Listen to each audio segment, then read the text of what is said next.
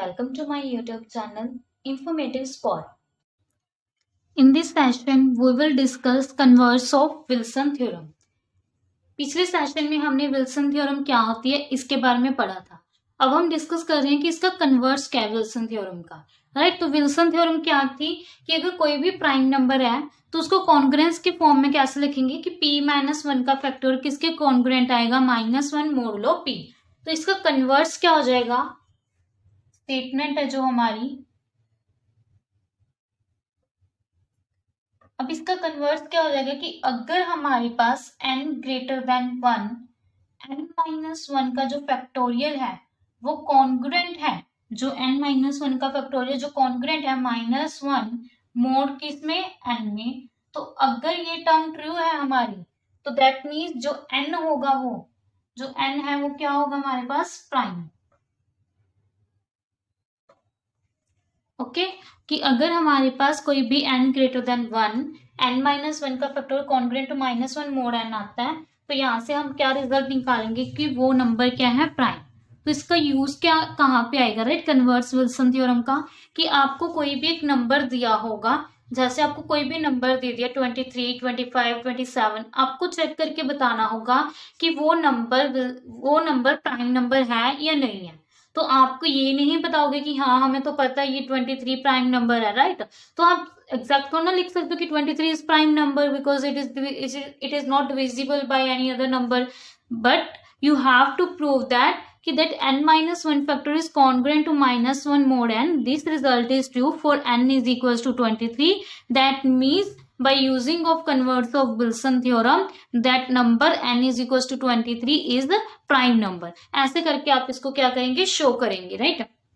अगर आपको नंबर चाहिए तो आप इस तरह से विल्सन थ्योरम का यूज करके, कन्वर्स ऑफ विल्सन थ्योरम का यूज करके उस नंबर को, जो भी आपको नंबर n की वैल्यू गिवन होगी वो आप चेक करेंगे कि वो क्या है, प्राइम नंबर है भी या फिर नहीं है, राइट. तो आइए इसका प्रूफ स्टार्ट करते हैं. तो प्रूफ के लिए हम कैसे करेंगे कि हमें क्या प्रूफ करना है कि जो n है वो प्राइम है. तो हम सपोज कर लेते हैं कि n इज नॉट प्राइम. तो हम मान के, हमें प्रूफ क्या करना है, प्राइम है. हम मान के चलते हैं प्राइम नहीं है तो हम कॉन्ट्रडिक्शन प्रूफ कर देंगे कि हमने जो माना है वो गलत है. तो दैट मीन्स यहाँ से हम क्या रिजल्ट निकाल रहे हैं कि अगर n प्राइम नहीं है तो दैट मीन्स जो n होगा वो क्या होगा, कंपोजिट नंबर होगा, राइट. अगर n प्राइम नहीं है तो दैट मीन्स n क्या होगा, एक कंपोजिट नंबर होगा. तो देयरफॉर अगर ये n कंपोजिट नंबर है तो दैट मीन्स प्राइम नंबर तो यही होता है कि कोई इसको डिवाइड नहीं करेगा. अगर कंपोजिट नंबर है, कंपोजिट नंबर तो ये होता है कि कोई अनदर पे ये क्या हो सकता है, डिविजिबल हो सकता है. तो हम क्या लेते हैं, कोई भी d है जो इंटीजर को बिलोंग कर रहा है सच दैट कि जो ये d है वो ग्रेटर देन 1 है और लेस देन n है. अगर d क्या है, लेस देन n है और n क्या है, कंपोजिट, तो यहाँ से हम क्या रिजल्ट निकाल सकते हैं कि जो ये d है वो किसको डिवाइड करेगा, n को. आप कोई भी एग्जांपल लेके चल सकते हैं. मान लो n की वैल्यू हमने ली 4, कंपोजिट नंबर लेना है तो n की वैल्यू ली 4. तो 4 से कोई ना कोई एक नंबर तो ऐसा एग्जिस्ट कर रहा होगा कि जो क्या करे, डिवाइड कर रहा होगा n को. तो 4 को छोटा क्या होगा, 2. तो 2 डिवाइड कर रहा है 4 को. तो इसका मतलब हमने ये d क्या माना है यहाँ पे 2. तो ये 2 डिवाइड्स 4, तो d डिवाइड्स n. तो एक ऐसा नंबर एग्जिस्ट करेगा ही करेगा d जो किसको डिवाइड करेगा, हमारे n को डिवाइड करेगा. अब हमें रिजल्ट क्या था कि ये हमें गिवन है कि n-1 का फैक्टोरियल जो है वो कॉन्ग्रुएंट है -1 मोडुलो n में. तो अगर n-1 है वो factorial is congruent to -1 modulo n, तो यहाँ से हम क्या कह सकते हैं कि जो ये n है वो डिवाइड करेगा n-1 के फैक्टोरियल. ये -1 माइनस ऑफ माइनस प्लस, तो यहाँ पे क्या आ जाएगा +1. तो यहाँ से क्या आ गया कि जो n है वो डिवाइड करेगा n-1 फैक्टोरियल +1 से. और इन दोनों इक्वेशन से क्या आ गया, ये फर्स्ट और ये second. d divides n divides this, that means जो d है वो किसको डिवाइड करेगा, इस नंबर को डिवाइड करेगा. d डिवाइड्स n-1 का फैक्टोरियल +1. तो यहाँ से d किसको डिवाइड करने लग गया, n-1 के फैक्टोरियल +1 से. अब जो ये d की वैल्यू है वो क्या लेके चले हम, ग्रेटर देन 1. तो दैट मीन्स इक्वल का साइन लगाऊंगी तो 2 less than equals to n-1, right. तो यहाँ से क्या मैं एक रिजल्ट ये लिख सकती हूँ कि जो ये डी होगा वो डिवाइड करेगा n-1 के फैक्टोरियल को। क्यों? क्योंकि जब हम n-1 का डी की वैल्यू क्या इक्वल टू n-1 n-1 है, तो दैट मीन्स इनसे छोटा या फिर n-1 कोई एक नंबर तो ऐसा एग्जिस्ट करेगा जो डी किसको डिवाइड करेगा, n-1 यानी कि छोटे नंबर को। दैट मीन्स अगर मान लो डी डिवाइड कर रहा है n-1 को, तो इनके साथ में n-2 n-3 n-4 up to सोन ऐसे करके मल्टीप्लाई भी कर सकती हूँ, राइट।